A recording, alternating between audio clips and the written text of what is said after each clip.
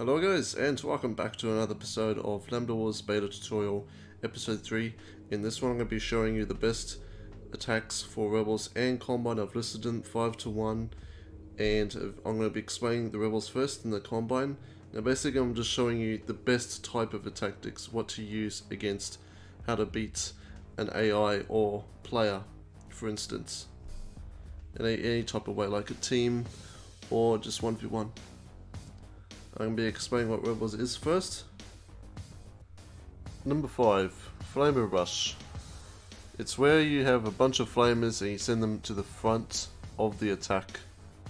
And they're quite tanky and they will do a lot of damage with the flames, which effectively gets rid of a whole bunch of units at once.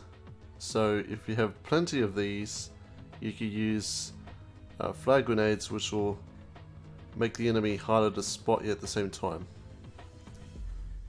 As you see, as they easily sweep through and destroy anything in its path.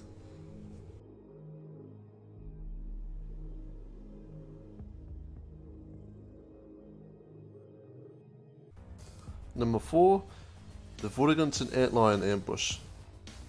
Now for this tactic, it's really cool and really effective. It really stuns and stops the enemy from firing at your own Vortigaunts, but concentrating on their Antlions first, since they rush them straight away, just like in Half-Life 2. They can also stun the enemy and push them away multiple times using different abilities, and it's just really effective when you're dealing with a horde of anything.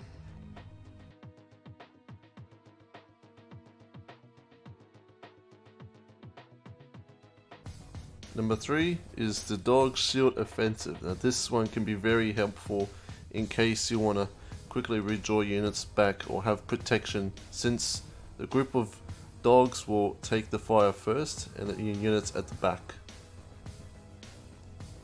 But as you lose the dogs quickly, the enemy will straight away fire at your main units, but dogs contain so much health that the enemy can be frustrated trying to destroy in the first place. Number 2 is Teleportation. Now I couldn't work out if this one's actually the best one or not, but this one does have quite a few disadvantages though. You can literally just teleport into the base as much stuff as you like, as many teleports as you like depending on the game mode. You can just simply teleport anything into the enemy's base, just like this, and when there's nothing around, you can instantly destroy everything if they're not watching. But if it's protected with mortars or garrisons, with units just defending it, you'll lose them quite quickly because they will realize in the next few seconds, because they stay frozen once they're just teleported. The number 1 tactic I think that is the best, it's called Sabotage then Attack. You basically just made a group of sabotage units, and then you collect them, and then you set up explosions around, or you can sabotage some of the things become yours. But if the enemy has scanners or radars, they will detect them and they will be destroyed instantly. But this will help break the enemy's defenses and give you a massive advantage of winning the battle.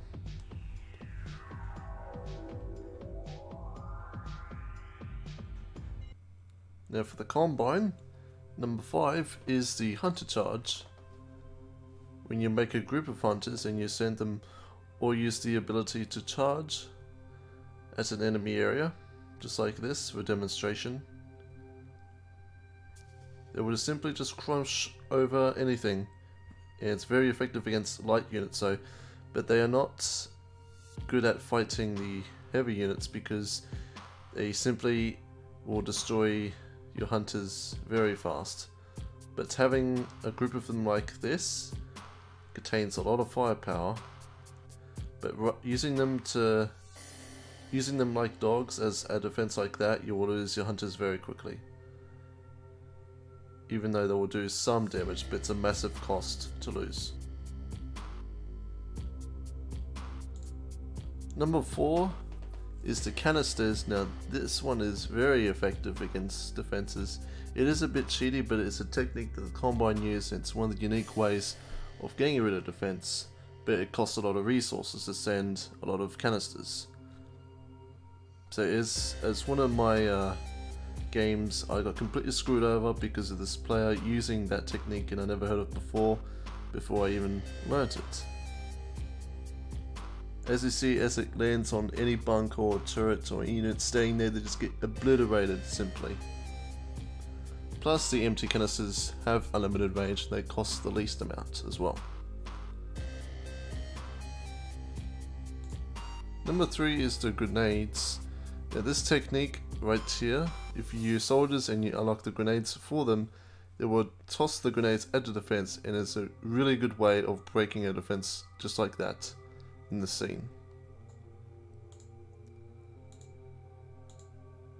Number 2, which I think is almost the best, but not quite, is the starter spam. And getting the maximum amount is 12, which I think it is, and setting them using the fast speed walk can be effective to quickly cross the defenses, but the Rebel RPG's units will easily destroy them out, as in one of these games I had recorded with my friends, as one of my friends just obliterated me with literally 12 starters, which was very fun and funny. But sometimes these techniques do work. Number 1 is the Soldier Charge. Now with common soldiers and elites having AR2, it becomes a very powerful weapon. So the more you have, the more stronger they become. Now elites, however, they have these amazing abilities, which is extremely overpowered, and I think they are the best units in the game. If you mix them with the AR2 soldiers, it becomes like one of the best attacks, and even though defenses will stop them, it's still not enough. Thank you so much for watching. This actually took a long time to make, and I appreciate it if you share and like this video if you made it this far. And I will be working on more Lambda Wars beta tutorial for the series, so if you're interested in that, please subscribe so you'll know when I post a video. And until then, have a great day.